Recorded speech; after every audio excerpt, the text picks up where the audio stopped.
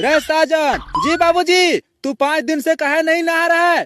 ठंडी रात चल रहा है, नहाएगा नहीं साला। तेरी के चल जाओ नहो। तुम्हें पता है आज मैंने सुबह से खाना नहीं खाया। अरे तो क्यों नहीं खाया? तो बनाएगा तो खाऊंगी ना। झुमरियों की तरह घूम रहा है इधर से उधर सुबह से। खाना बना चल के।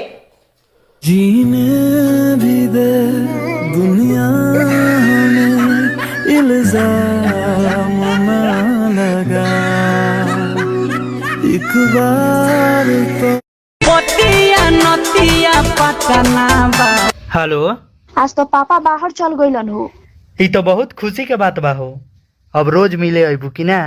ना, अब की बार कह के गइल बारे नु कि फेल हो जेबे तो शादी करा दे। तो बढ़िया से तैयारी कर। सब तैयारी कर लेले बानी, खाली जाए माला पर पहने खातिर एगो बढ़िया लहंगा किने के बा।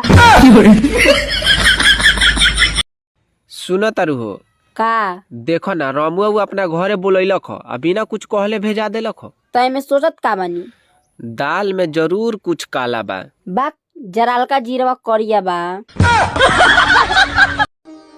तुम्हारी तपस्या ने मुझे प्रसन्न कर दिया है। क्या चाहिए तुम्हें?